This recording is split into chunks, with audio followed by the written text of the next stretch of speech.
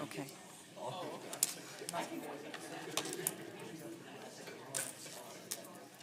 Marcy, are we ready?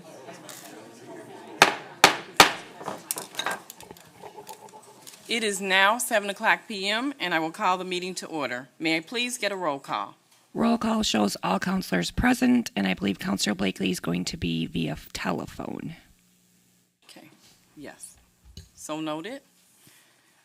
Following the Pledge of Allegiance, please remain standing as we take a moment of silence to recognize former City Council President David Lupke, who passed away on June 22nd of 2023. Please rise and join me for the Pledge of Allegiance.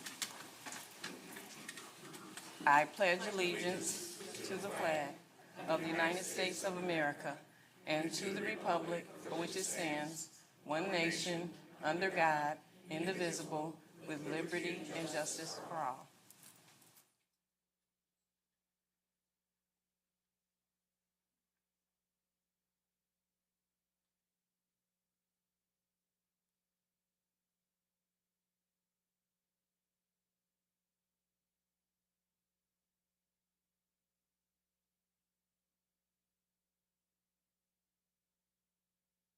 You may now be seated.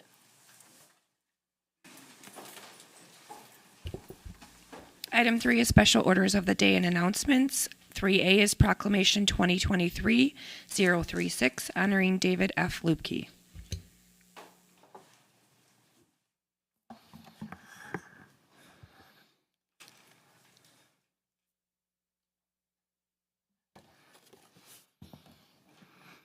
Whereas it is with great respect and admiration that we recognize the remarkable life and legacy of David F. Lupke, an individual whose contributions and achievements have left an indelible mark on our community and beyond.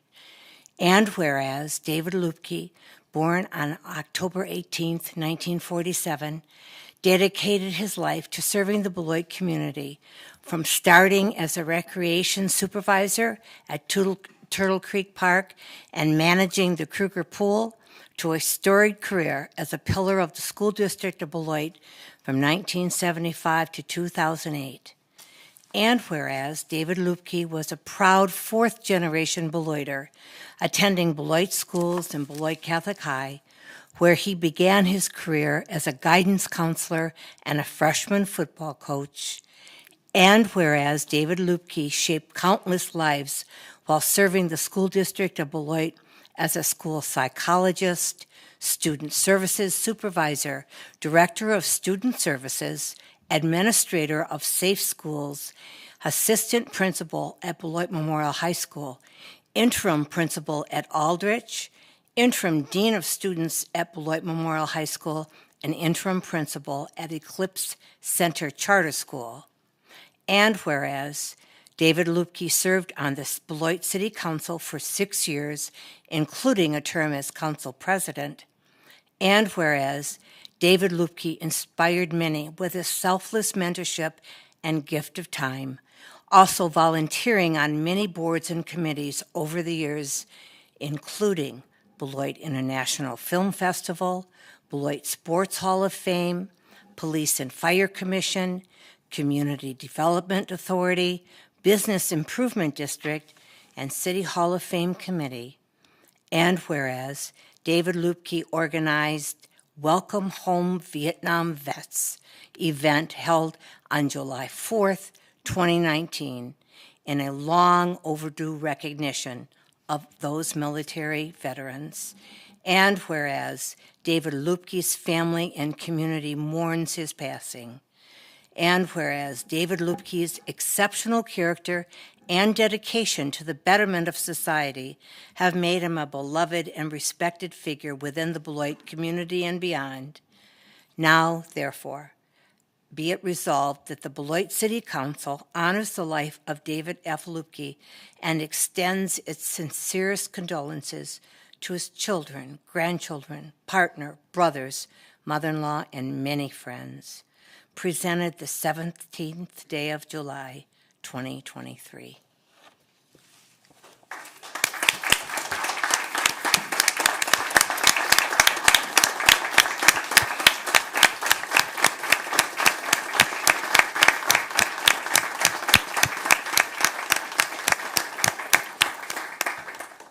And I believe we have some family members here. Can you please come forward? Could you come forward, please?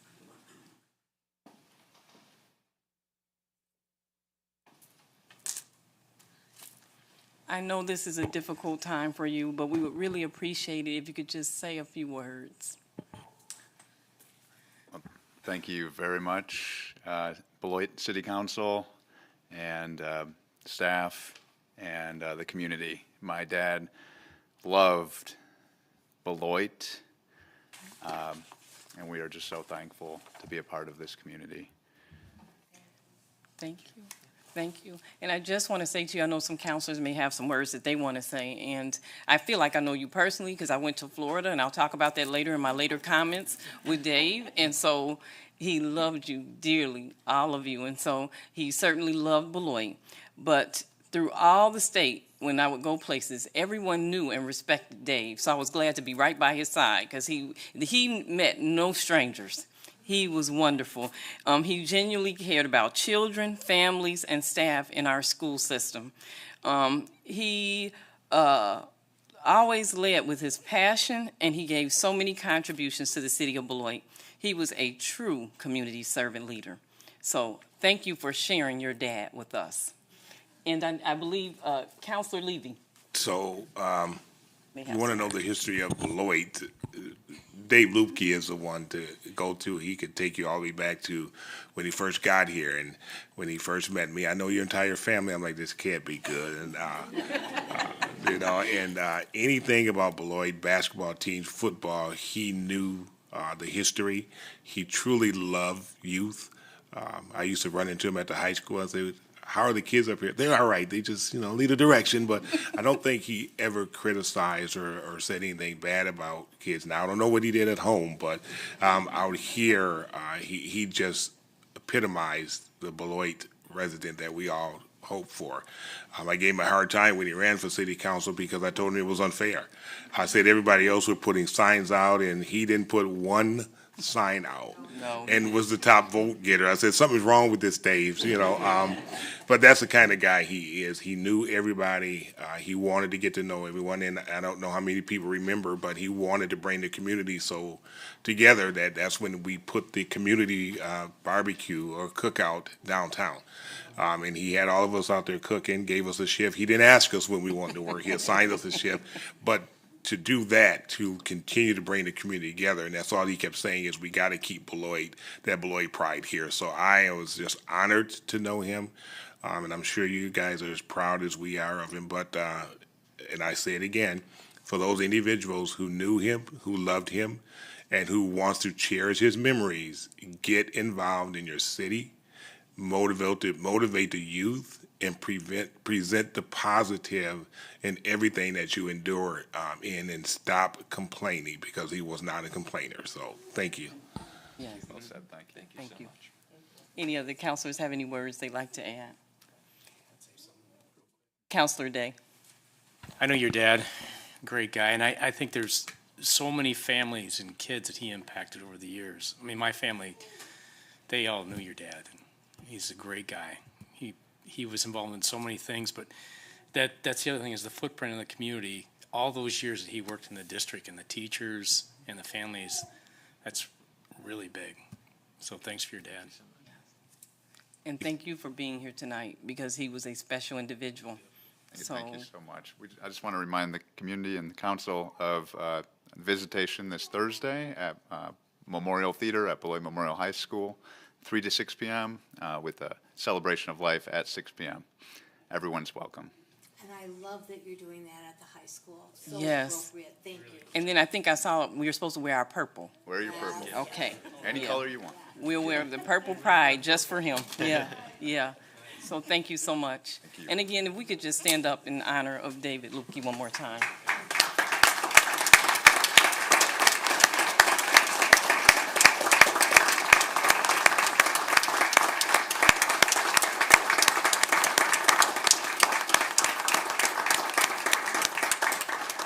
And I know he would just be so happy with all the outpouring of love that's given on his behalf tonight. So thank you.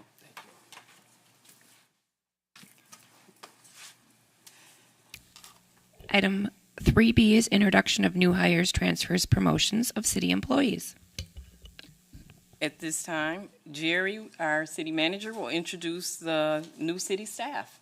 So I was going to ask our directors to do that. Our IT director is here tonight, as is Captain Molland and Bill Frisbee, our public works director. But Ray, if you want to. Evening, councilors. Good evening. I'd like to present Tony Berger. He's our new addition to the IT staff. He comes to us, he's a network administrator. He comes to us from Mercy Health, where he's had several IT roles. Over 16 years of experience in those roles. As a network administrator, he specialized in a complete Wi-Fi redesign for the 3 existing hospitals within the 2-state region. Most recently, he helped out install a ground-up network for Mercy's brand new hospital in Crystal Lake. Tony began his IT role with us on June 19th, and he's already resolved several of the IT Wi-Fi outages that you've probably noticed in the city have now come back online. So we're pleased with that.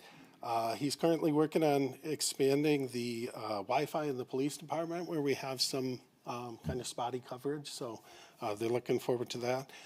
Tony will be instrumental as we further our fiber optic expansion, hopefully this year, to break ground on that, and our network expansion in 2023 and beyond. So it's a great addition to our team, and we're very excited to have him on board. So thank you. Welcome. Welcome.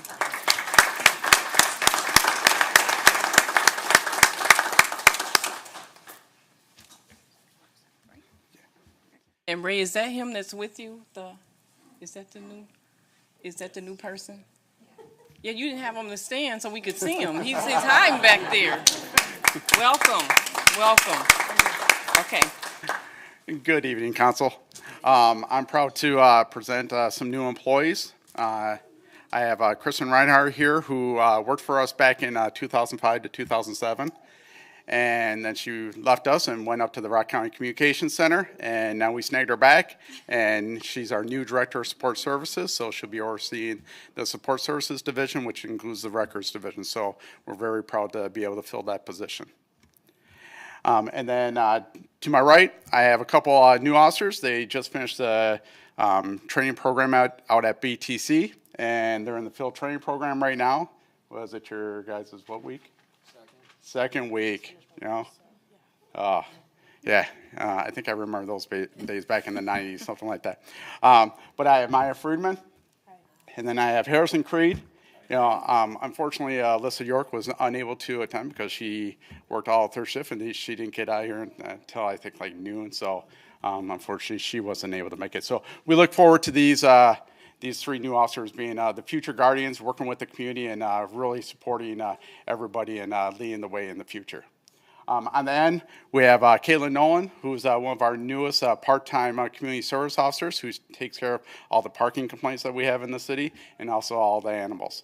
So she's currently attending Blackhawk for her criminal justice degree, so we look forward to her career in the community service and also hopefully a future Beloit police officer. So please welcome our new staff. Welcome, everybody. Welcome. On behalf of the council, welcome to our team. Yes.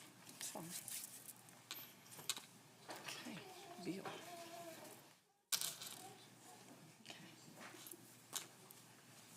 So I don't have anyone here with me tonight, but I have 2 new staff members to announce. We have Nate Chamberlain. He is a new wastewater operator, Flex. Comes to us as a second career. His first one was at Chrysler. And then we have an equipment operator in the streets group, James Schwager, and he comes to us from the City of South Beloit Street Department. So several years' experience there. Good.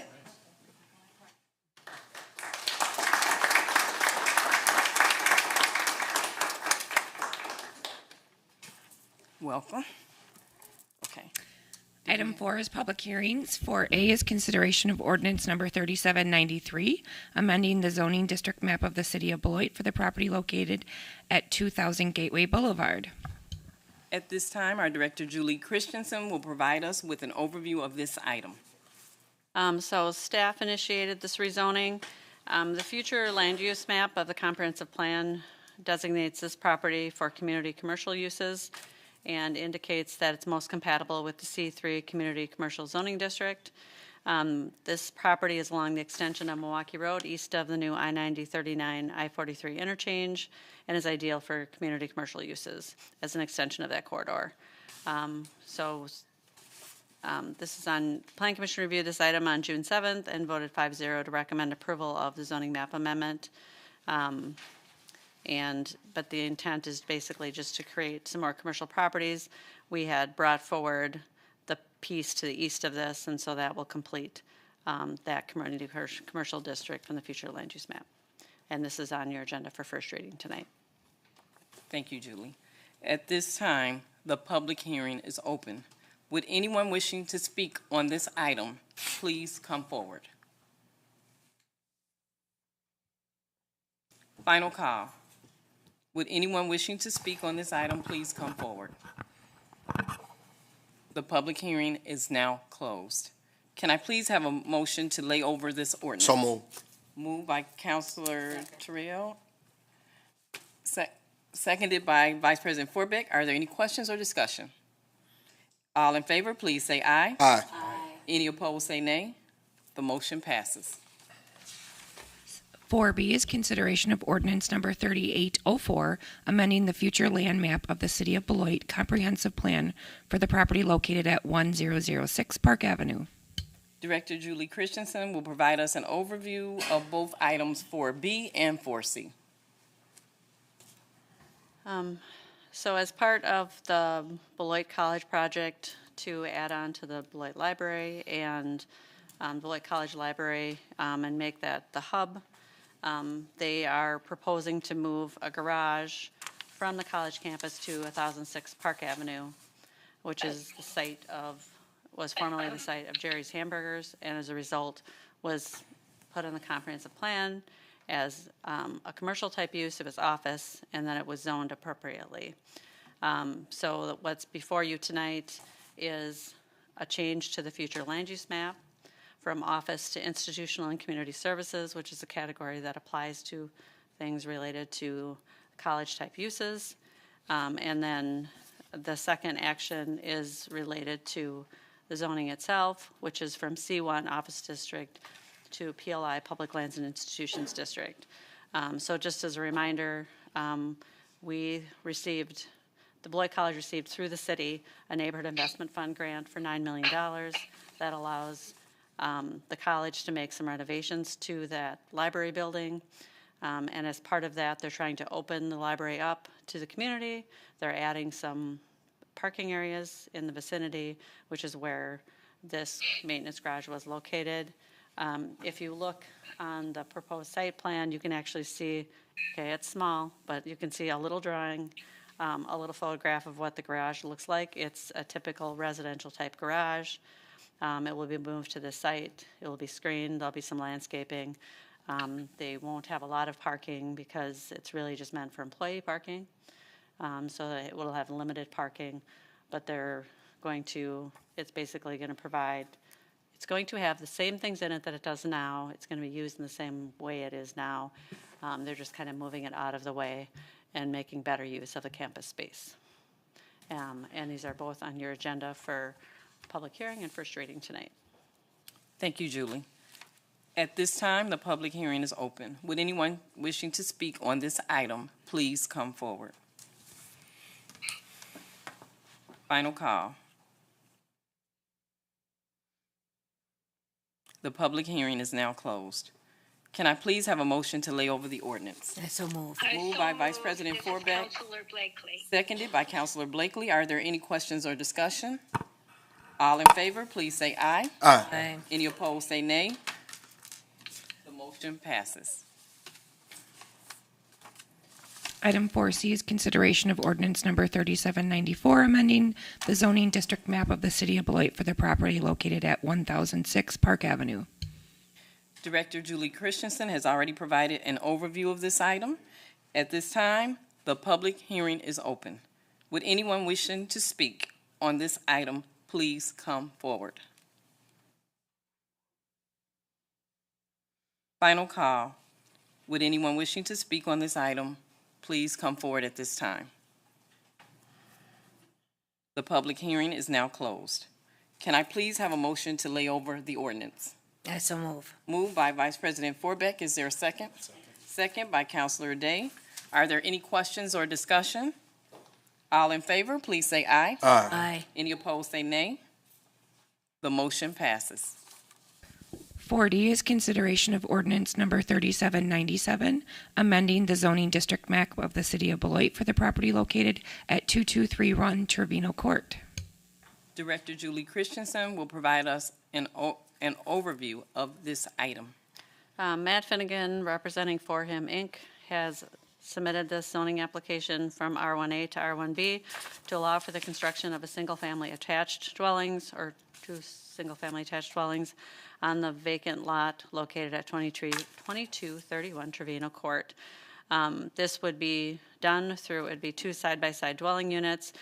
He would be doing a recorded condominium plat to make each unit a condominium that could be individually be sold, as opposed to a duplex in which each unit cannot be sold individually. They are not allowed in the R1A district, but are allowed in the R1B district. This is consistent with the comp plan, since single-family residential urban they are both single-family residential urban. The existing lot is 100 feet wide, 152 deep, and a little over 15,000 square feet, all of which exceed the minimum requirements of the R1B district. In your packet, on the second to last page of this item, a comment was submitted via email by Beth Kalina Miller, who basically purchased the property from Matt Finnegan and was concerned about there being more units there. She does indicate allowing apartment complexes or a huge duplex. This isn't an apartment complex. It would be side-by-side units, but it would meet the same setbacks that any other single-family house would. When this was reviewed by Plan Commission, Chairperson Ramsden did vote against it because he felt that the residents in the neighborhood relied on the existing zoning when deciding to locate in the neighborhood. And he also was concerned that there weren't other attached dwelling units in the neighborhood and that reducing green space could be detrimental to property values in the area. And after they held a public hearing, and there was quite a bit of discussion on this, Plan Commission did recommend for approval 4-1 with a roll call vote. This is on your agenda for first reading tonight. Thank you, Julie. At this time, the public hearing is open. Would anyone wishing to speak on this item please come forward? Can you please state your name and residence? Sure. My name's Matt Finnegan. I live at 2212 Knollview Drive, like right around the corner from this place. I was actually looking to do this. I actually submitted when they had requests for proposals for other area, in that same area. I looked to try to do I was hoping to do about 5, 6, 7 of these. But the main reason I'm doing this one is I think we can make something so that it's in the price range of $150,000 to $165,000 on each side, which is one of the problems in Beloit right now is finding homes in that price range. These aren't going to be real large places, but I'm going to do lower level, raise it. I don't know if you guys got the same thing I submitted to the Planning Commission, but it's going to be a very nice looking thing. One side's already sold to my daughter and my granddaughter. The other side, I think it would be sold if we can get this done. So obviously, I'm speaking in favor of it. It is going to be single-family homes. It's not going to be a rental property or anything like that. I mean, I think it's a layout that we need to find more of in Beloit. I have several retired individuals that have sold, and now they're renting, and their rents got so high they figure we might as well be owning again. So they're looking at something in this kind of price range, a smaller place, 2-bedroom, bath and a half type setup, and that's what I'm proposing to do here. If you guys have any questions, I'm more than willing to answer. Were there any questions? Go ahead. I don't have a question, but I have a comment. I'm very pleased about this. I mean, let's face it, we are agonizing over the lack of housing in Beloit, and it seems to me that this is one small step, but a good step. So thank you. Well, one of the R1Bs, if the lots that were vacant, that are sitting all over Beloit, were a little bit bigger, we might be able to get more of these into neighborhoods right now, but I know they're a little small, but thank you. Thank you. Thank you. Would anyone else wishing to speak on this item please come forward? Final call. The public hearing is now closed. Can I please have a motion to lay over the ordinance? Moved by Councilor Terrell. Is there a second? Second by Councilor Adama. Are there any questions, any further questions or discussion? Councilor Day. Just wanted to comment on Beth Kalina. Is it her last name? She was the one that sent the email in here. She basically said, please vote that there will be no apartment zoning in this area. That's not what we're voting on here. That there are not going to be apartments built, so everybody knows that this is our single-family dwellings. Just to add on to what her question was, or her concern for the public. So just to be clear. Thanks for the clarification, Councilor Day. Any other questions or discussion? All in favor, please say aye. We can have a motion. Aye. Any opposed, say nay. The motion passes. Item 5 is public comments. We have reached the point on our agenda for residents to speak to the council about issues that are coming before us or may come before us in the future. Council members may not act on any requests at this meeting, but may refer a speaker to staff for assistance. We ask that you please hold your comments to 3 minutes or less and refrain from personal attacks of any kind. Public comment is a courtesy, and we expect everyone to conduct themselves in a civil manner. Speakers are asked to complete a public comment form. Madam Clerk, were there any public comment forms submitted prior to the meeting? There were. Tia Johnson is first. Okay. Can you please come forward, state your name and residence for the record? Tia Johnson, Beloit. Thank you, council members, for removing the requirement to state one's address for public comment. This little constraint has been enough to prevent some of your constituents from coming to meetings to address the council. Equitable access to elected officials is a necessity for a representative democracy. This equitable access is essential for our democracy to withstand the forces of imposing oligarchies. The cherished belief our forefathers fought for was one person, one vote. In the eyes of a democracy, we are all equal.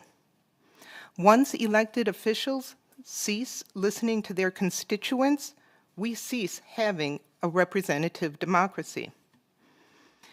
Imagine my concern when at last week's GBEDC meeting on housing, a panelist instructed the council president to not listen to her constituents and reference to the Old Colac and 6th Street neighborhoods in regard to their NIMBY, not in my backyard, opposition to proposals of dense housing negatively affecting their neighborhoods.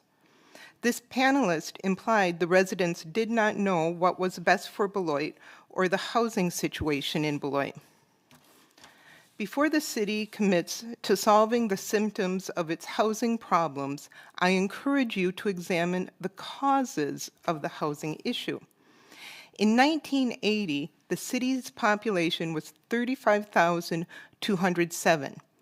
In 2022, it was 36,400. $1,449, resulting in an increase over those 42 years of 3.5%. I am requesting you find the change in the number of housing units for Beloit over those same years. Was that change greater or less than 3.5%? At the Planning Commission meeting, the Vanderwall presenters showed a decrease of 1% from 2010 to 2022. A commissioner at that meeting pointed out that there are several homes on the west side that sit vacant. I am in support of smart housing development, not forced development. I urge you to ask yourself, would I want this in my backyard? Do we have a housing problem or do we have a greed problem? Thank you. Thank you. Were there any other public comments? Next, we have Talia and Scott Lamour.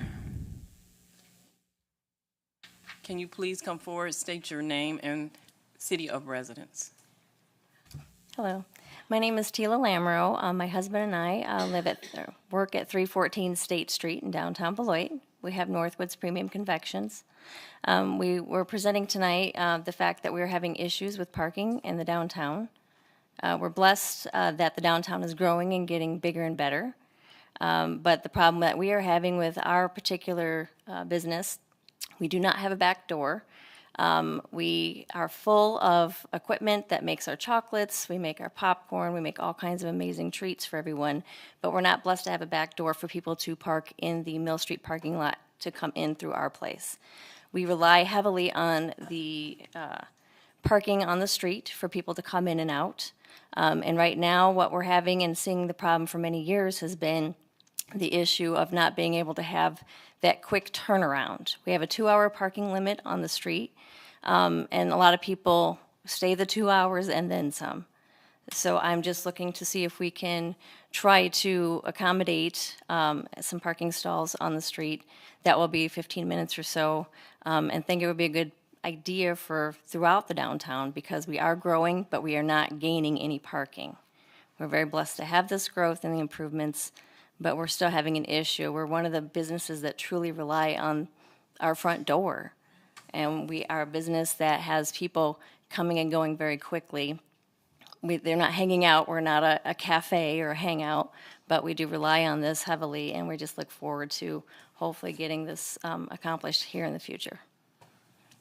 Thank you. Next, we have Joanne Maya. Can you please come forward, state your name and city of residence? Hi, good evening. My name is Joanne Maya, and I live here in the great city of Beloit.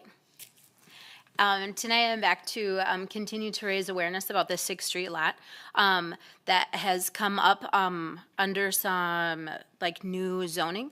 It is zoned for single family use, but it was a surprise to all of us neighbors to learn that they want to put 120 unit development measuring 2 to 3 stories in some of our backyards. We really cherish our green spaces. I've gone door to door, knocking on doors, raising awareness because so many people were shocked to hear that this exponential growth that was happening. That's something that has brought new residents and neighbors to our area.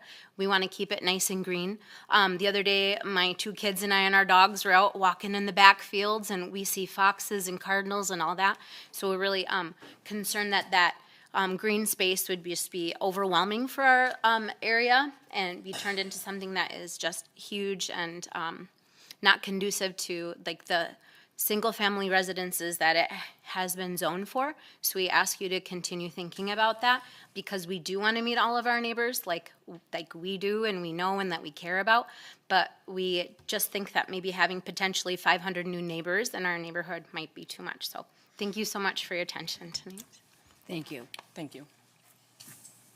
Next, we have Rosa Maria Larson. Can you please state your name and city of residence? Yep, Rosa Maria Larson, Beloit, Wisconsin. I'm here to represent Hispanos Unidos Rompiendo Fronteras. We are a 501c3 nonprofit organization. We just became established last March, so our growth has been very quick. But last year we submitted a request to vend in the parks because we wanted to have a Hispanic Heritage Festival in our city at Riverside, and that would be 18.02 15W ordinance number 3757 that was passed July 5th of last year. This year we submitted a request to amend it and also include Telfer Park. And I'm here to kind of give you a little background as to the why, because as I understand you needed more information and also something to think about. First of all, thank you for approving that last year. We thought when we submitted our request, we said, 500 people will be happy. We stopped counting at about 2,500. It was amazing. And just, it really spoke to the obvious need that people in our community have to honor and recognize their heritage. As you know, Beloit is 20% Latino, calculating that to be over 7,500 people. So that's a lot of people. We invited the Mexican consulate to come and help us with some of the ceremonies, and they were very impressed. It was just awesome to watch the sea of people just all pause and be silent as they were singing, some of the national anthem from Mexico, just to, recognize that for the people who are still citizens of that country and living in our great city. Along with all the individuals that attended, and with any project that we take on, we always look for improvement. There was a lot of needs, and that came up right away, and we thought, oh my goodness. It did get a little overwhelming with the parking, and we did have people who were getting very creative with their parking. We had some other issues. We had people leaving because they couldn't find parking. Our green space was overflowing with people, and we thought, Riverside's not big enough. We need somewhere bigger.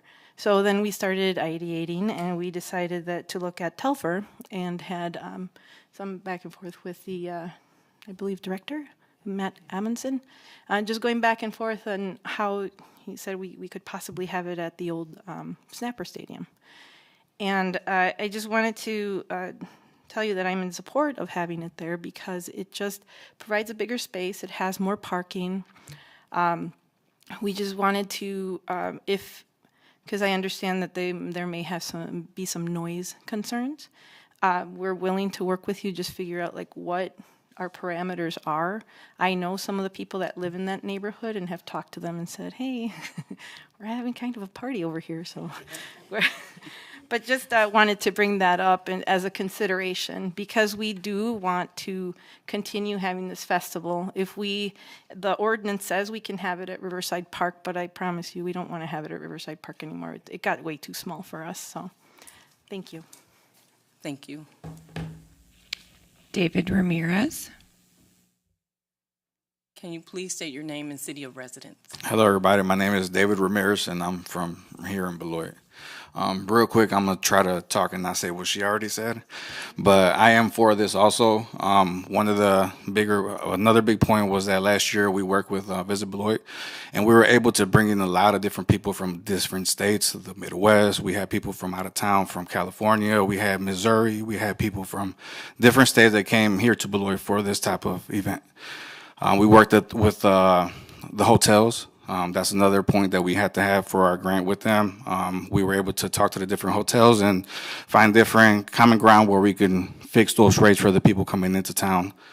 Right now, the city of Beloit is looking for different ways to use our parks, our recreation area. This is a beautiful event that can happen here, and it's something that we don't have a lot of here in the city, so it'd be really beautiful to see grow from Riverside to somewhere bigger because the parking was an issue.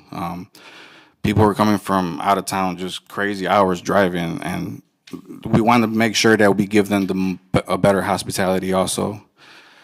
Just real quick, our city manager, I've been seeing him walking our streets and going to our stores and riding the bike. I love seeing that. Having people like him come here is something new to him. So the way that people coming into our city and looking at us the way we do our events, that's going to be a really key thing with Beloit and the way that we're growing because we want to keep bringing people here. The housing is a crazy topic in itself, but this is the kind of thing that's going to attract people here to our city. So I am definitely for us, maybe if you guys let us have it from Riverside up to the Snappers or the old Snapper Stadium. Thank you very much. Thank you. Next, we have Ann Citrick Joyce.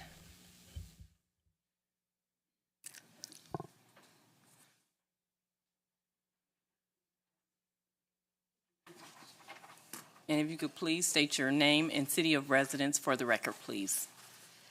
I'm Ann Citrick Joyce, 1701 East Williams Drive, Beloit, Wisconsin. I'm here on behalf of the leadership team of the Beloit Area Task Force on Homelessness, and I want to address the topic that has been prevalent for a while in regard to affordable housing. It was interesting tonight to hear Mark Finnegan talk about individuals who were looking for housing and having difficulty. I would like to share with you a couple of things just to bring some more additional information to your attention. That most of the people who are having trouble finding housing are working people, and 90% of them are in a circumstance that without housing is a temporary event, and you're well aware of that. Primarily due to moving, loss of income, rentals have gone ridiculously high in the community, and that has been a real challenge for people. So the lack of a little bit of statistics about this, the average rent for a 3-bedroom home in Beloit right now is $1,052, and 45% of those who are in rental households are burdened or extremely rent burdened by spending more than 1/3 of their income on rent. I have asked the clerk to share with you some interesting comparisons that I believe you have in front of you that divides categories of individual spending for working individuals. And the second column talks about national household average. The third column addresses the national median income using the same percentages, and the third column, or the fourth column, reduces those to Beloit income using the same percentages. You will notice that housing, transportation, taxes, and food make up 78% of the budgets. And some of the factors that are influencing and causing challenges for these are things that the city has been working very hard, and you as council members have been working very hard to address. And that is looking for housing tax incentives and changes in zoning so that the recent reduction in the amount of minimum square footage for single residents is impactful. The results of the Santax study that you're well aware of and was done a couple of years ago indicated that the median income in the city of Beloit is $58,000, which is significantly lower than other communities in the area and those that participated in the study. Also, it noted that there has been less than a 1% gain in total housing units in a decade, and that is a real challenge. From 2017 to 2021, the average sale price of a single-family home was up between 53 and 66%, while nationwide home sale prices increased an average of 17%. I know you're all very aware of the challenges that have occurred in regard to housing. It is critical. There is a great deal of difficulty for anyone in any income level finding a home, and I think the recent summit that was held this week indicated that. I think Mike Marquette addressed some of the challenges that were there for any income level. So I'd like you to please keep some of these things in mind as you forge ahead and look for creative ways to address the affordable housing needs in the city of Beloit. And I hope that these statistics that I presented to you tonight will provide some background and some informational data that is relatively recent, again, most of it from the Santax study, for your attention. Thank you very much. Thank you. Next, we have Debbie Fisher.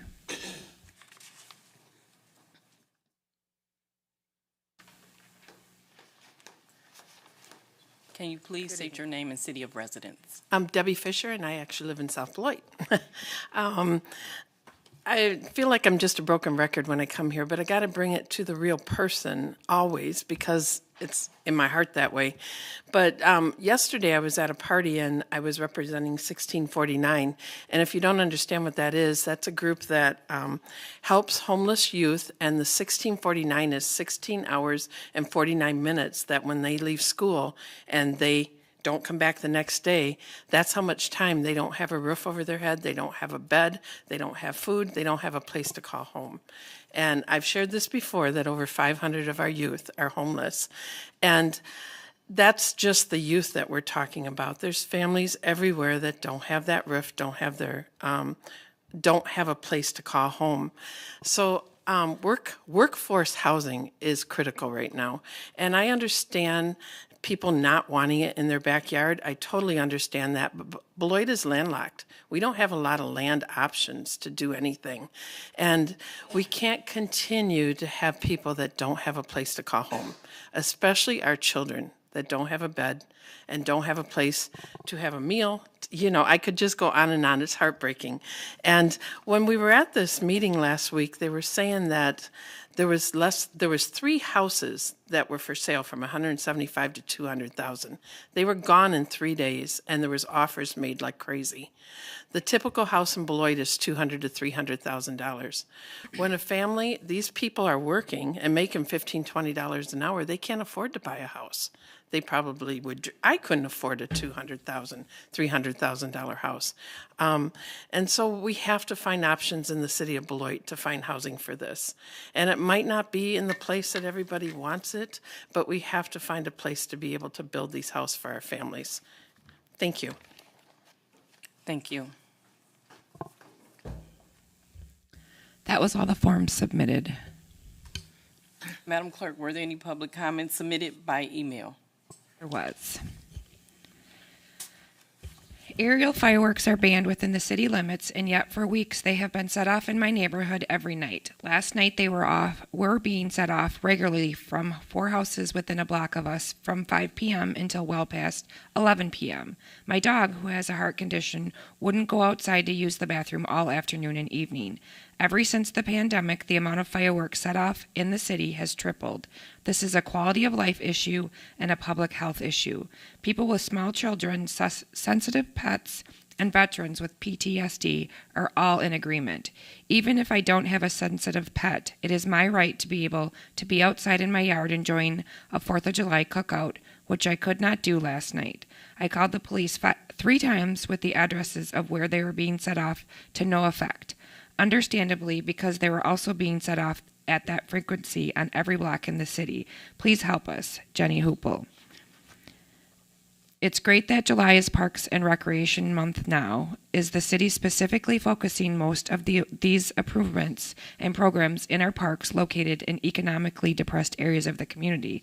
Thank you for addressing this need specifically, Jenny Hoople.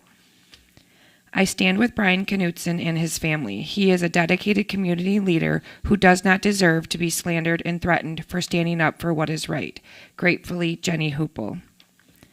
It may feel like there isn't much we can do as individuals, as a community, to reverse human accelerated climate change, especially as wildfire smoke from Canada continues to pour over us and things are already feeling out of control and too big to do anything about. I love that the city of Beloit made a commitment to achieving zero carbon by 2040 in February of 2022, but time is ticking away and we need an action plan in place to achieve that obtainable goal. As other communities in Rock County and Wisconsin and across the nation and around the world follow suit, change will come. This isn't a goal we can afford to fall short on. Please make sure that our city's strategic plan makes achieving zero carbon by 2040 a priority. Thank you for your swift action and dedicated service, Jenny Hoople. Thank you. Are there any members of the public who did not sign up who wish to address the council this evening? Public comment is now closed. Item 6 is consent agenda. All items listed under the consent agenda are considered routine and will be enacted by one motion. There'll be no separate discussion of these items unless a councilor member so requests, in which event the item will be removed from the general order of business and considered at this point on the agenda. Would any councilor like anything removed from the consent agenda? May I please have a motion to approve the consent agenda items including 6A through 6I? Is there a motion? Second. Moved by Councilor Adama, seconded by Councilor Terrell. All in favor, please say aye. Aye. Any opposed, say nay. The motion passes. Item 7 is licenses. 7A is consideration of Resolution 2023-104, approving late renewals of alcohol beverage licenses for the license period July 1st, 2023 to June 30th, 2024. Our City Clerk Treasurer, Marcy Granger, will present. Included in the packet was the list of the last late renewals of the alcohol licenses that go from July to June. If you have any questions, I can answer those for you. Thank you. May I please have a motion to approve the resolution? I so move. Moved by Vice President Forbeck. Is there a second? Second. Second by Councilor Terrell. Are there any questions or discussion at this time? We have a motion and a second to approve this resolution. All those in favor, please say aye. Aye. Any opposed, say nay. The motion passes. 7B is consideration of Resolution 2023-105, approving an application for a new Class A fermented malt beverage beer license for Squirrel Service Station, doing business as Squirrel Service Station number 706, located at 2158 Prairie Avenue. City Clerk Treasurer Marcy Granger will present. They're applying for the Class A fermented malt beverage for the license period ending June 30th, 2024. ABLCC recommended approval 4-0. May I please have a motion to approve the resolution? I so move. Moved by Vice President Forbeck. Is there a second? Second by Councilor Adama. Are there any questions or discussion? Vice President Forbeck. I just have a comment. This is not new. This is a place that is under new ownership. Right. Yes, so I think it's important that we clarify that. Thank you for that clarification. Any further questions or discussion? At this time, there is a motion and a second to approve the resolution. All those in favor, please say aye. Aye. Any opposed, say nay. The motion passes. Item 8 is ordinances. 8A is consideration of ordinance number 3802 to amend section 2.02 sub 2 sub C of the Code of the General Ordinances of the City of Beloit pertaining to legal holidays for the City Council meetings. Our City Attorney, Elizabeth Krieger, will present. City Council has requested the attached proposed ordinance for their consideration. In 2021, the federal holiday for Juneteenth was enacted into law. The City Council has historically not met on federal holidays when those holidays fall on a Monday of a regular council meeting. As you know, regular City Council meetings are on the first and third Mondays of the month. Other examples of holidays where City Council meetings are moved include New Year's Day, Martin Luther King Jr. holiday, 4th of July, Labor Day, Christmas Eve Day, and Christmas Day. The proposed ordinance would add Juneteenth federal holiday to those other federal holidays where the council meeting will move to the following Tuesday. This is a first. Thank you, Attorney Krieger. This is the first reading of this ordinance. Is there a motion to lay the ordinance over for a second reading? Moved by Councilor Terrell. Is there a second? Second by Councilor Adama. Are there any questions or discussion? At this time, there is a motion and a second to lay the ordinance over for a second reading. All those in favor, please say aye. Aye. Any opposed, say nay. The motion passes. 8B is consideration of ordinance 3800 prohibiting parking on Prospect Street north of Public Avenue. Director Bill Frisbee will present.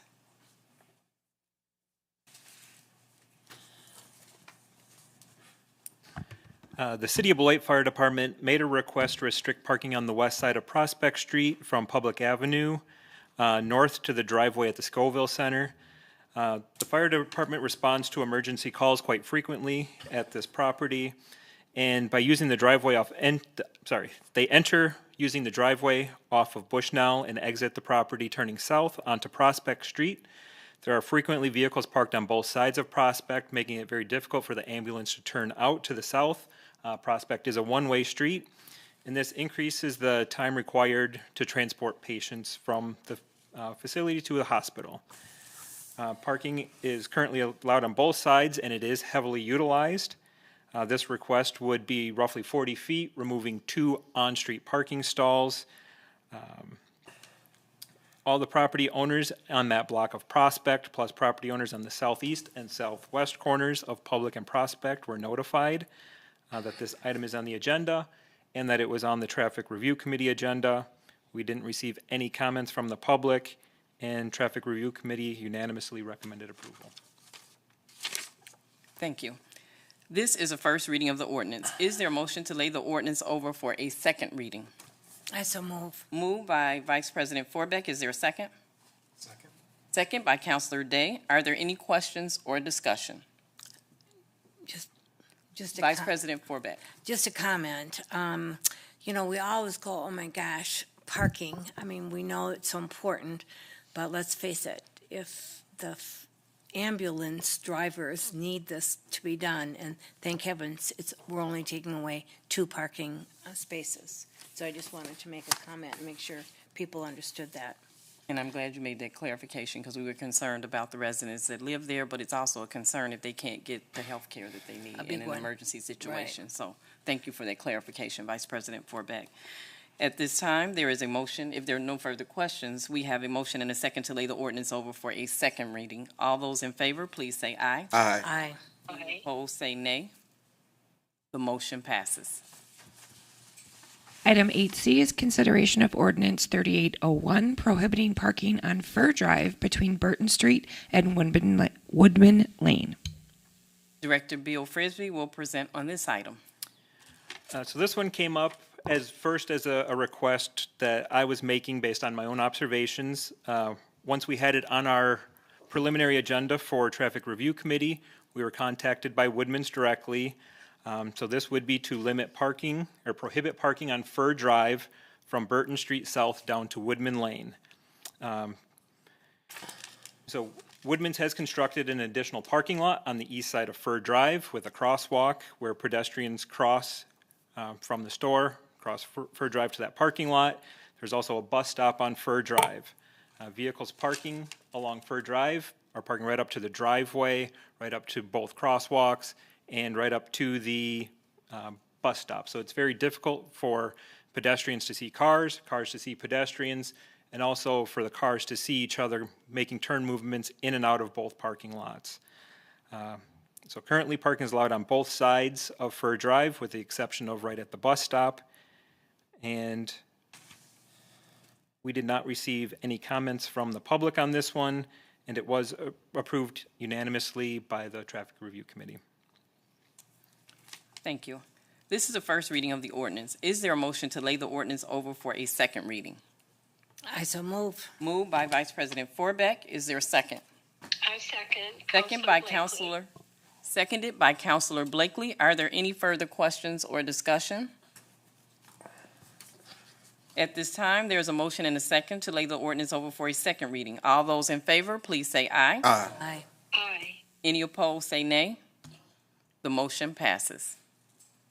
Item 8D is consideration of ordinance number 3799, establishing a 15-minute parking zone for 2 parking spaces in the 300 block of State Street.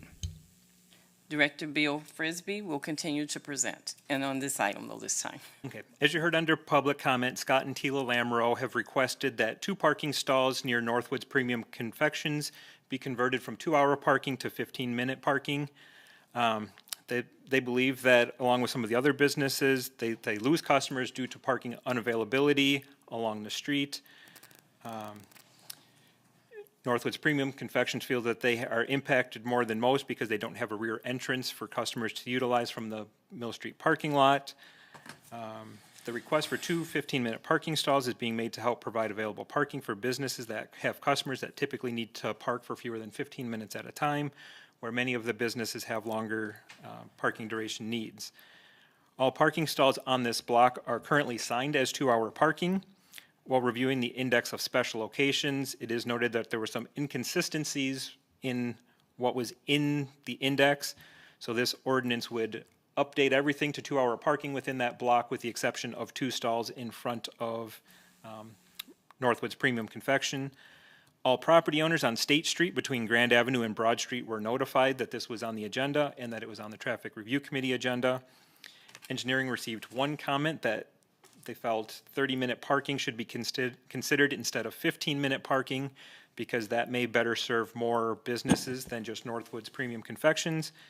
And Traffic Review Committee recommended approval unanimously with one committee member abstaining because he does live in this block.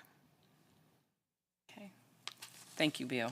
This is the first reading of the ordinance. Is there a motion to lay the ordinance over for a second reading? So moved. Moved by Vice President Forbeck, seconded by Councilor Levy. Are there any further questions or discussion? Question. Councilor Levy. So I'm looking at the 15-minute parking, and I was thinking along the lines of the 30-minute that was presented. I guess I need some help in understanding the 15-minute, because my thought process is if I go into the store and I'm in the line and it's a long line, 15 minutes could go really quick. Now I'm enjoying some wonderful chocolate, get back to my car. Now I got a ticket because I've been in there longer than 15 minutes. I would like to offer a friendly amendment to change the 15-minute parking to 30 minutes versus the 15. Okay. Are there any other further questions or discussion? And then we go ahead. I would say Councilor Adama.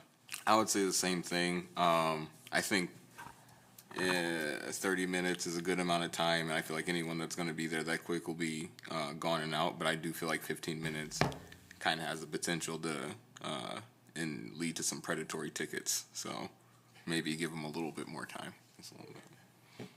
I'll second Councilor Levy on that. You agree with that? Yes, ma'am. Vice President Forbeck. I think that we need to trust the owners of the business. I run in and out of you guys a lot. I even know how to get to you from the back, but I go through other stores. But I know it sounds like a good compromise to go from 15 to 30, but when people are busy down there, you are now really lessening by half the people who can go in and out there. So I guess that's just my point. I guess I'd vote for the 15 minutes. And I think for clarification, Attorney Krieger, where are we at as far as with the motion? We don't have any technically a formal motion on this one. It's for first reading only. What we can do is prepare two amendments, one substitute amendment that has 30 minutes, the original ordinance that has 15 minutes, and you can duke it out at the next meeting. Okay. So we can just move this forward. So correct. And I could hear Councilor Blakely. I know she had something to add, but this will come back. So And there was discussion at Traffic Review Committee of 30 minutes and 15 minutes. They went back and forth for the same reasons you guys were discussing here, but ultimately they decided to stick with 15 because that is the request that had come in and they wanted to support the requester. But some of the same concerns is, 15 minutes might not be enough even for them, and 30 minutes would benefit more businesses potentially than just one. Right. And I was thinking along those same lines. It just seemed like the 15 minutes you could get stuck in there for some reason and you can't make it to your car, and then you got that additional expense with that ticket. So something to think about. At this time, we have a motion and a second to lay the ordinance over for a second reading. All those in favor, please say aye. Aye. Any opposed, say nay. The motion passes. Thank you for being here this evening. Item 9 is appointments. May I please have a motion to approve the appointments as presented? Move. Moved by Councilor Terrell. Is there a second? I enthusiastically second that. Seconded by Vice President Forbeck. Are there any questions or discussion? At this time, we have a motion and a second to approve the appointments. All those in favor, please say aye. Aye. Any opposed, say nay. The motion passes. Oh, I am so sorry, Madam President. This is Councilor Blakely. Can you hear me? I can hear you. Oh, thank you. I just wondered if we would just kindly mention the name of the person volunteering to help us. Marcy, can you answer that question? Yeah, let me just pull it up. It is Franchelle McClendon is going to be on Equal Opportunities Commission. Very good. Thank you. Congratulations. Yes. We're always happy to have volunteers serving on our city committees. Next item. Item 10 is counselor activities and upcoming events. Okay. Councilor Blakely, I know you're away, but we can hear you. Did you want to begin tonight with your counselor activities? Thank you, Madam President. If I sneeze, will everyone say bless you, please? Thank you. But I have no counselor report tonight. Thank you very much. Okay. Councilor Levy. Counselor Adama. In the spirit of, I'm always trying to figure out how to get more people together and interacting, on the 22nd, I'm going to be at the, I should remember the address, but the dog park that Beloit has. And a lot of people don't even know Beloit has a dog park, but I'm hoping to get a lot of people there. We can hang out, talk, and, build some community togetherness over our love of the doggies. So you can come without a dog. Thank you. Okay, Counselor Terrell. Thank you, President Duncan. First of all, I want to mention tomorrow, as of 12 o'clock midnight, I will be 34 years old, teen cancer. Yeah, and no major plans, just planning on spending a lot of time with my son. He been with me for the past, going on week and a half. Just spending time with my son, nothing special. I'm getting too old. No presents for me or anything, no birthday cake, none of that. But now to my counselor comments. I wasn't able to make the Realtors Roundtable that happened. I believe it was on Tuesday, but I heard there was some interesting conversations.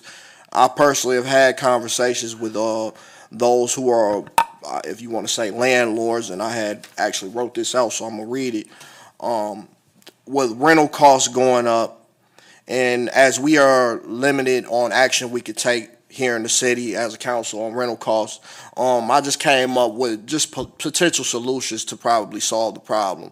That would be potentially working with state and federal representatives to explore ways to maybe incentivize landlords or offer some kind of tax credits to landlords or property management companies who are willing to lower rental properties to tenants who are of working class or low income backgrounds.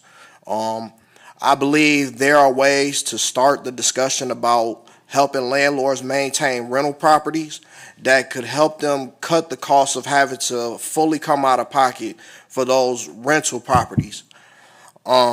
Issues such as the costs of maintaining rental properties to be livable are some of the major reasons why costs of rent are increasing over the years.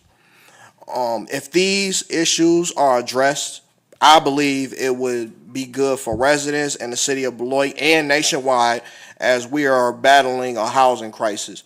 This could be great for small and local business, by which there could be millions of dollars per year freed up from expensive housing costs that could be spent with these businesses in Beloit alone, not to mention the entire nation.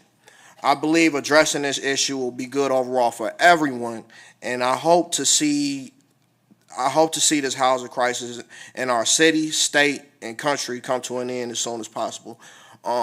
I don't have all the answers, but I just believe that these are some ways to start the conversation. If it's something that we can't do on the city level, we need to talk to our legislators, like I say, rather state or federal, figure out ways to help some of these landlords out, because talking to the landlords, those are issues that they're running into.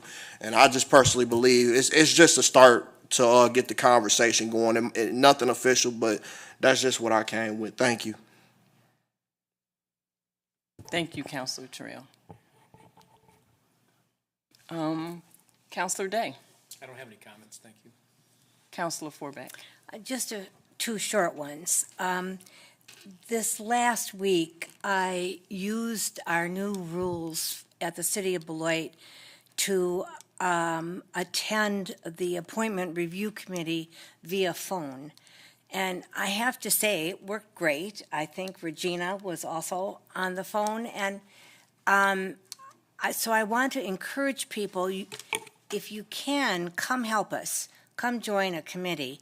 And when life comes up and you can't make it, I'm telling you, being able to participate, it's the only good thing I know that came out of COVID, was our understanding that sometimes you can participate in long-distance ways. So I just wanted to make a comment about that. Worked perfectly. So that's it. Thank you. Thank you, Vice President Forbeck. I said Counselor Forbeck. It's okay. So thank you. First, thanks to everyone who gave input under public comment today. We really appreciate your concerns and input, and we hear you. Earlier in our meeting, we had a tribute to former Council President David Lupke. Dave was a dedicated board member for Merrill Community Center, and I'm grateful that I had the opportunity to know him. When I was on the Beloit School Board, Dave and I went to Florida for a state school conference. I was impressed by his ability to connect with people from all backgrounds. Throughout the state, all the educators knew and respected Dave Lupke. He genuinely cared about children, families, and staff in our schools, and he loved our Beloit community. Dave was also very proud of his own children. He was a person who led by example. Dave will always be remembered for his passion and many contributions to the city of Beloit. He was a true community servant leader. So let's keep the Lupke family and their loved ones in our thoughts and prayers. Next, for my counselor activities. I attended the Appointment Review Committee meeting. If you are interested in putting your talent to good use, please consider volunteering to serve on a city commission. You can go to our City of Beloit website for an application or call Rebecca Wallendahl. The number is 608-362-6682. Also, I went to see the fireworks, which returned to Riverside Park this year. Also the GBDC's Realtors Roundtable. I went to the Culver's annual Cruising for a Cure, along with our chief sales. It was a car show to raise funds, and also the Batteries Plus ribbon cutting with Counselor Sherry Blakely. And then I also did something new, and I went to the Wednesdays at the library, which featured Miss Guzman at the Blender Cafe. I didn't know that was happening every Wednesday from, I think it's 11 to 1 or 1:30. So thanks to everyone who helped to make these wonderful events a success. Also, I made a visit to Community Action and Mark Perry. And also, I went over to Family Promise. We have great community partners who are working hard to help us address homelessness in our Beloit community. We could hear tonight from the people that came forward and gave public input that this is a challenge for our community, and the only way we're going to solve it is together. Also, in addition, I met with residents that live on the 2400 block of Shopier Road. I listened to their concerns and shared their concerns with our city manager. He has been working with his staff to assist, so thank you for that. And that said, speaking about the neighborhood concerns, there will be 2 public informational meetings on the upcoming road projects. Both meetings will be held at 2400 Springbrook Court, Tuesday, which is tomorrow, July 18th. I think that one is 5:30 to 6:30. The topic is about the Cranston Road between Prairie Avenue and Collingswood Drive. And on Wednesday, the following day, July 19th, from 5:30 to 6:30, the topic is about the Henry Avenue Street between Royce Avenue and Prairie Avenue. These projects are planned with traffic calming measures designed to reduce speed and life-threatening accidents. Construction of these projects is scheduled for 2024. So it's important that you attend. I encourage all residents to please come out and participate. This ends my council report for this evening. Next, we'll go on to item 11. 11A is City Manager Update. Councilor Terrell, happy early birthday. You're close to sharing a birthday with a member of our staff who's in attendance tonight on their birthday. It's not me. Mine was last week. Oh, okay. Yeah. But staff will follow up with the member earlier who talked about having an event at Telva Park. Matt, Bill, and I will be in touch with that group. The city was accepted into the Government Alliance on Race and Equity. We put together that application some time ago and just submitted it recently. That's a group of governments nationwide that help local governments reach their DEI goals. So I'm excited about the work that we will continue moving forward. And in a similar vein, we are finalizing everything for the Green Tier program. That's the program that the state offers to help cities reach their sustainability goals. Patty Miller has been working with some of our staff here to gather all that data, and we'll be working this week to prioritize what will get across that finish line, and then also what's politically possible. Some cities, to be frank, have very advanced sustainability goals, and we need to figure out what we can get accomplished here. That's my update for tonight. Thank you. Item 12 is reports from boards and city officers. 12A is consideration of Resolution 2023-101, adopting the 2024 Community Development Block Grant Local Funding Priorities. The Deputy Director, Terry Downing, will present. I have to recuse myself. Okay. Please note for the record, I think 12A and 12B, Councilor Dama will recuse himself.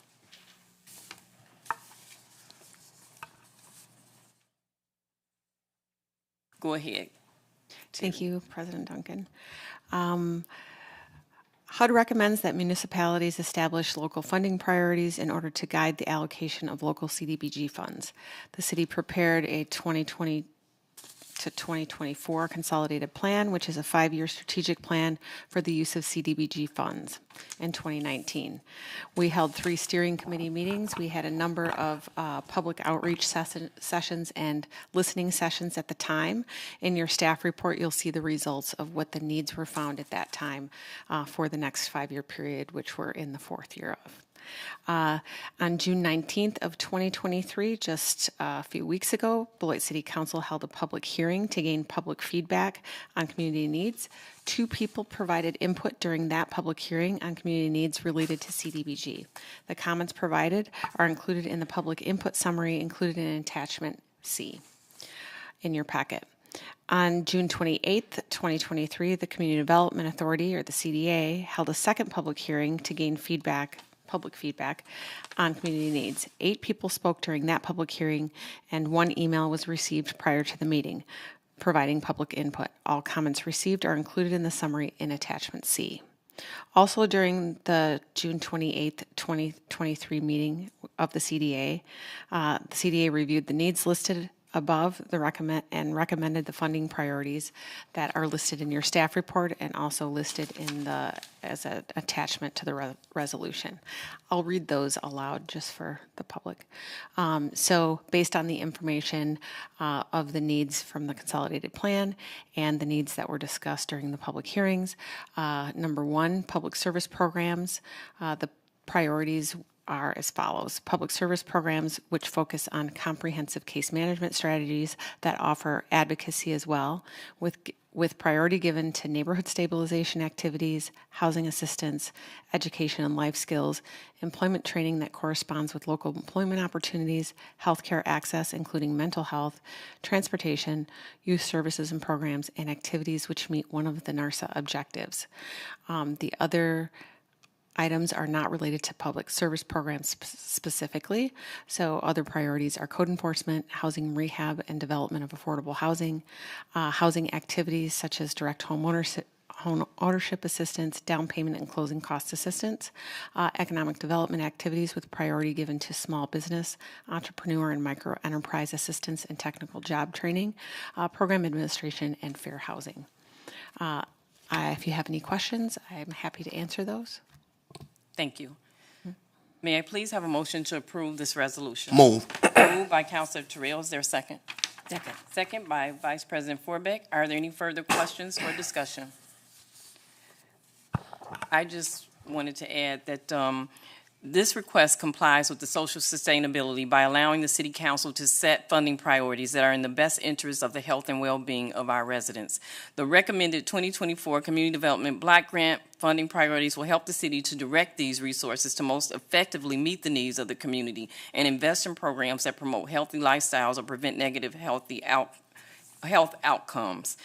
These funding priorities will also allow us to fund the highest priority needs with the CDBG grant dollars.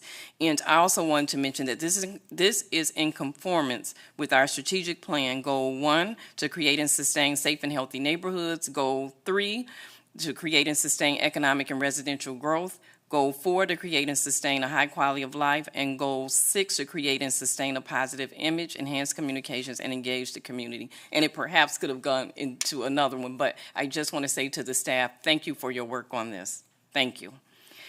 Also, at this time, we have a motion and a second to approve this resolution. If there's no further questions, all those in favor say aye. Aye. Aye. Any opposed say nay.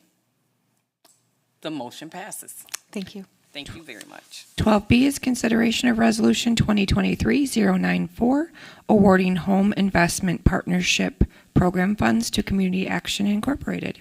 At this time, our director, Julie Christensen, will present. So the city is part of the Rock County Home Consortium, and as a result, we get an annual allocation of home investment partnership program funds each year. When we were planning for the 23 program year, City Council approved a home budget, which included $724,000 for new construction projects, and all of those funds were already allocated to projects by the council, including 1312 Nelson, which is a project Community Action is currently doing and I think finishing up, and then 5 projects for the Wisconsin Partnership for Housing Development. Community Action contacted me this summer, and they were ready to move forward with another project this summer. And so I reached out to WPHD to see if they would kind of release us of our obligation to them.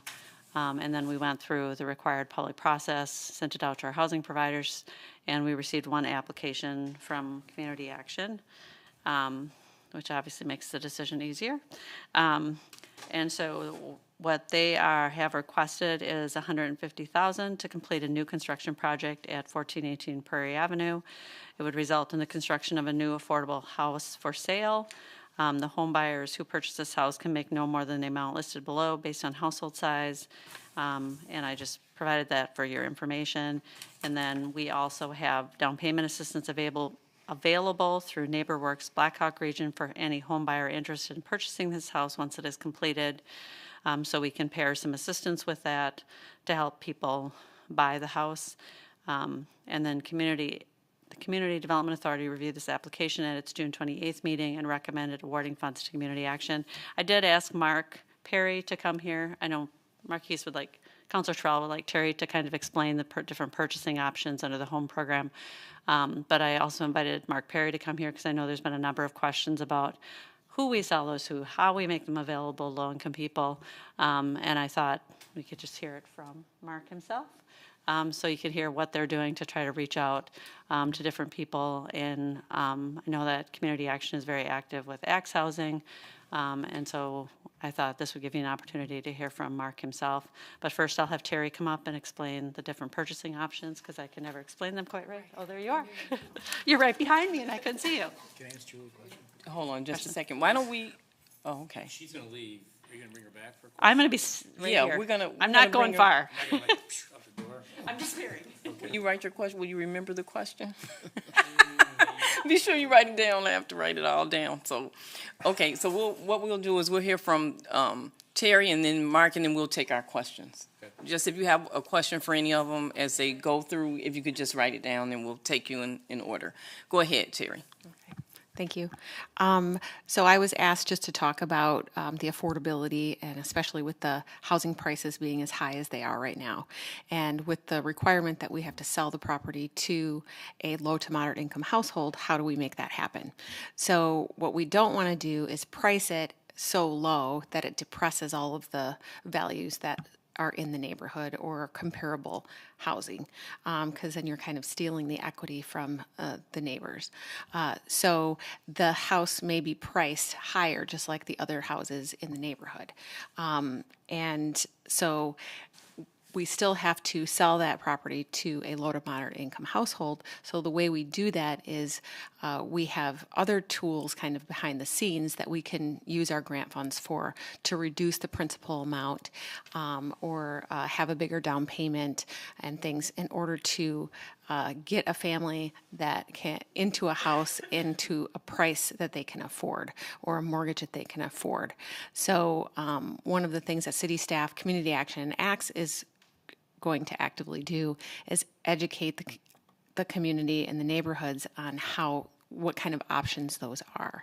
And they could be, like I said, the down payment assistance, we could do principal reductions, we can do forgivable loans, and things like that that will keep that house affordable for low to moderate income families while still pricing them at market rate so we're not depressing the neighborhood prices of the houses. Mark, you're welcome. Mark? Mark, could you come forward? And for people who are watching at home, that was Terry Downing, our Deputy Director, and now this is Mark Perry. He's the Executive Director of Community Action. so I just. Oh, good evening, everyone. So, yeah, the proposed project is a new house build at, as we said, at 1418 Prairie Avenue. This is currently a vacant lot, so automatically we're improving the situation there. The house that we're currently working on at 1312 Nelson will be completed soon. That house will go on the market. That house is a project from our Fresh Start program, and the house at 1418 Prairie will also be a project with our Fresh Start youth as well. It'll be this year's project for this year's incoming class. As Terry and Julie both stated, we are required to make sure that we're selling this house to a low-income family. You see the income requirements. We make sure we stick to those requirements.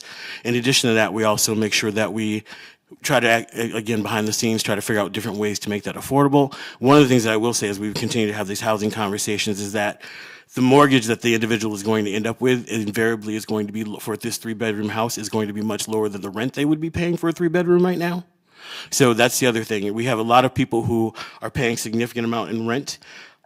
So working with Axe Housing, we're working with them to help people get home ownership ready to go through their credit recovery courses.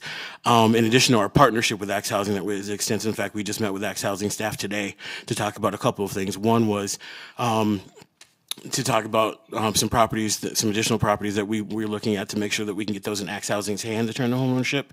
We met with Axe Housing a couple of weeks ago as well to talk about increasing home ownership possibilities for Black and brown communities in our community, as they've been very successful in Milwaukee doing so, but gave them some additional tips about how we're all going to reach out to make sure we're making those connections as well, because we want to make sure that home ownership is accessible to all. And our partnership with Axe Housing is significantly strong. I actually serve on the board of directors for Axe Housing and serve on the acquisitions committee, and I've served on the board for 3 years. So we keep a very close connection with them. We also work closely with NeighborWorks. The goal for this is to make sure that we can, as much as possible, create home ownership opportunities for families who wish to. So using all the tricks in our bag to make sure that we're first and foremost following the rules, but using all the tricks in our bags within the rules to make sure that that house is affordable and sustainable. We never want to put somebody into a house that they can't sustain. So. Thank you. Yeah. Any questions?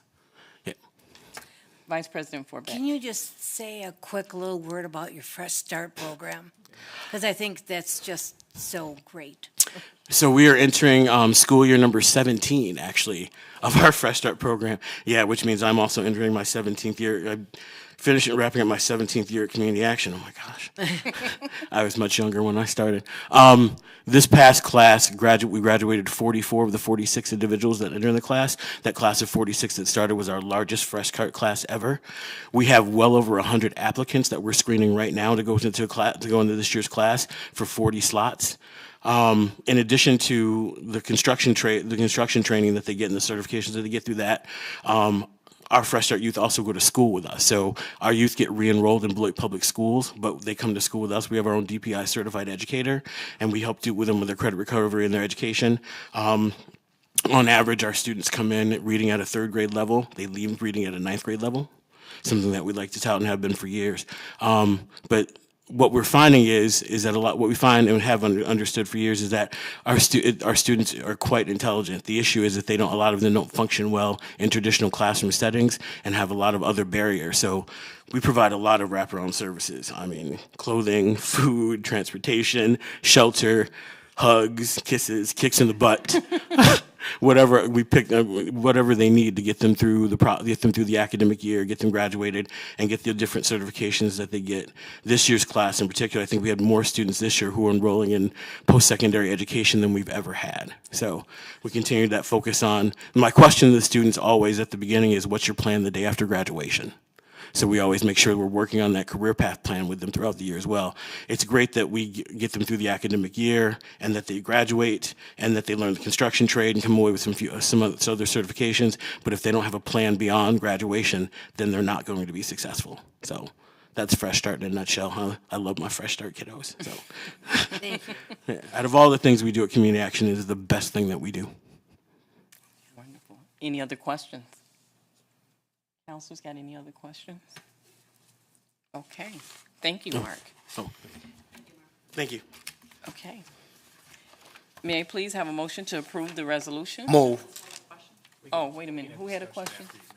Yeah, that's what I was going to do. That's what I'm waiting for. So, okay. Moved. Okay, moved by Councilor Terrell, seconded by Vice President Forbeck. Now we can do it. Are there any further questions or discussion? Counselor Day. I have a question. So Julie, the 150,000 comes out of the, I had it up, but it's gone now, is part of that $700,000, 758,000. So there were. Is your mic on? Your mic on? I'm sorry. Yeah. Turn this on here. So there's 5 projects that the funds were allocated to in the sum of a little over $500,000. And if we're going to take the 150,000 from those 5 projects, do they intend to actually do any projects? What do they? My point is, are we going to put that money to work, and are we going to get some projects moving? So one of the projects that is moving forward is 1235 Dewey. You approved their agreement either last meeting or the meeting before, or maybe the meeting before that. I don't know. In June, we approved the development agreement for 1235 Dewey. So that's one of WPHD's projects. So that one is moving forward this year. And so the rest of them, we are in discussions with them of where they're at with it. They're having a similar issue in Janesville, where WPHD, I know they've got 2 projects in Madison. They're a statewide organization.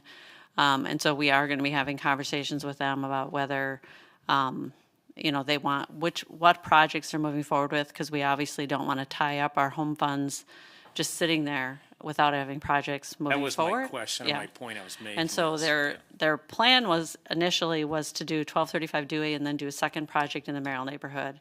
And I have to circle back with Todd, the director, to see if that's moving forward this year. And I think one of the issues that's come up for him is that construction costs have gone up. And so what he bid on those projects, because those were approved in earlier years, those numbers don't work real well. And so we may just essentially scrap what was approved in the past, and because we do a whole new budget with our prior year funds and new funds for home each year. And, maybe we just look at each, have him resubmit all of his projects and figure out where they are in real day dollars, because some of those funds were awarded in 21 and costs have gone up dramatically. But we will be, as staff, circling back with WPHD to see where they're at with projects. One of the projects was rehabbing 737 Bluff. I was hoping I had their address right, which is a house that's next to the church there on Bluff, one of the churches on Bluff. And it's the old Hands of Faith office. And we bid it, and we just didn't get any takers. And he was willing to take that project on. But us and Janesville are going to be revisiting WPHD to kind of get projects moving forward, because both Beloit and Janesville have a need for affordable housing. But his second project he wanted to do was at 1115 Summit. And I just have to basically circle back with him and see if he's moving forward with that this year. And then we've got money sitting there that we can put into that project. And there's also, some of these projects are paired with money in Janesville. So there's, not in Janesville, but there's CHOTO funds that you award. 15% of all home funds off the top go for a CHOTO, which is a community housing development organization. So some of these projects are funded partially with that pot and then partially with our pot. So just to maximize the amount of home dollars we get. But I will be circling back with Todd to find out where he's at with this. And I know Janesville, I talked to Jennifer, my counterpart in Janesville, and she's having the same issue. So it's something we just need to revisit to ensure that we make use of these dollars. So I was just excited to see Community Action doing another project, because for a while there it was one project every 2 years. So to have them wrapping up one and ready to start another, we were just excited to see. And if we can, get 1235 Dewey going and 1418 Prairie and maybe another project with WPHD, I think that's great, because WPHD hasn't done projects in the Merrill neighborhood, and we haven't had, more than one project going on kind of at a time. And so I think getting these are lots where the houses were in awful shape and we demolished them. We bought them at tax foreclosure and demolished them. And so to get a house back on those lots is great for the neighborhood, because vacant lots, I don't think, benefit anybody. It ends out, trash and debris and just these places that they're not a good addition to the neighborhood. So that's part of the reason why we kind of pick up these vacant lots, is so we have them available for the nonprofits, because as you saw, the construction costs are high. And this allows them to get the, a cheaper land price. We sell them for $1, and then they can put the grant dollars into actually doing the construction work. And then in Mark's case, we pair it with the Fresh Start program. So there's a lot of positives with this kind of project. What does Go ahead. Wisconsin Partnership for Housing Development. Thank you. Sorry, I throw my acronyms around, forgetting that you guys don't know. May not remember them like I do. Probably not. Councilor Terrell. Terry, I just wanted to say thank you for mentioning those details as far as the market rate and how to get around that for low-income people to be able to purchase those homes, because some people aren't aware of those things, and I always say that, like, communication, just speaking it up and talking to people about their options is always good for people to know. So just thank you for mentioning that, and hopefully in the future we can all work together and get that out to people so that they know, outside of the council meetings. So thank you.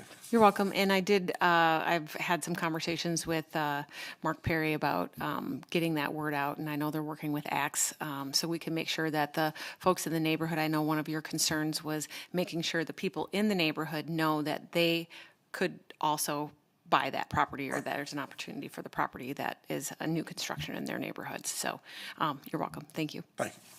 And then I just had a couple follow-up questions. I kind of know the answers to them, but if Mark can answer, they were just, once the house is built, and I know these answers, but I just think it's good for the public to hear, is a Fresh Start participant able to apply? I know the answers to these, but I think it's just good for the public to know. These will be easy for you, just 2 of them. And then the money that's made, that's left over, where do those funds go? So I can answer that a couple ways. So the cost of the house, the cost of the build is always more than we sell it for. So we'll end up putting between $250,000 and $270,000 in the house build. We'll sell that house for under $200,000. The proceeds that come back go back into our funds or go back into total funds, depending on what we're paying back, and then it goes on to the next house build. So it's just that continual reinvestment in the next house. And yes, as we work with our Fresh Start youth on getting getting their credit in line and going from no credit to some credit or good credit, at some point we work with it. X Housing just had a young lady buy a house in Milwaukee that was 20 years old. So their credit recovery program is phenomenal. So we're working we've had X Housing staff in to talk to multiple participants about the possibility of home ownership. We want everybody to understand that you can buy a home, you can afford to buy a home. You just got to go through that process with them. And when you go through X Housing's process, you can buy a home anywhere. It's not restricted. When you qualify for a home loan, you qualify for a home loan wherever. So plus your credit is phenomenal afterwards. So and X is doing a really good. We just have to get again that outreach and engagement. So we've been working with X about reaching out specifically to certain communities. And I think you're so right. That financial literacy piece is so key, because more than just once you get into the homes, there's things that you have to pay for, the taxes on the home, the upkeep on the home. So I'm glad that you are, and I have that on my list. I just want to say to you, I'm glad to hear that you're partnering with X Housing and that you will be working to do more outreach. Yep. One more thing, Mark, to your point. I personally spoke to people at X Housing, and I know that they're actively trying to get out there. Very actively, and I know there's been some who does things that are similar to Axe Housing, and I would encourage them to follow the game plan of what Axe Housing is doing, because they're actually getting out, they're getting into schools, they're getting in the neighborhoods, and actually wanting to speak to people and meet with people. So if there are other agencies that are doing similar things, I'd just say to get out there, make it be known, make yourselves be known, and just put that word out, because the goal is just to help these people that really need it to get into housing. So thank you. Yep, thank you. Okay. So any other further questions or comments? I just want to say, I said earlier, thanks to the staff, but I also want to give a big thank you to all of you, and also CDA, because they work very hard. They volunteer a lot of their time on these different projects. It's not easy. Our staff really make it look easy, but we know it takes a lot of work. So thanks all of you for what you do every day. Yeah, we appreciate the staff and the CDA volunteers as well, and of course all of you for continuing to support our projects. And with the increasing market, the housing market, just to have these strategies in place to help address the homelessness issue, this is another step toward that effort. So thank you. Thank you. Okay. At this time, we have a motion and a second to approve the resolution. All those in favor, please say aye. Aye. Aye. Any opposed, say nay. The motion passes. Next, motion for adjournments. So moved.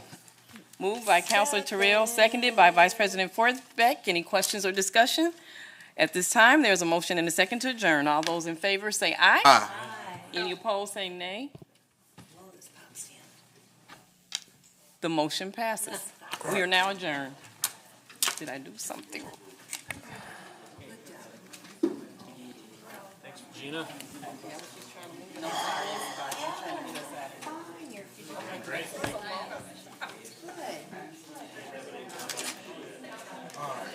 Nice job.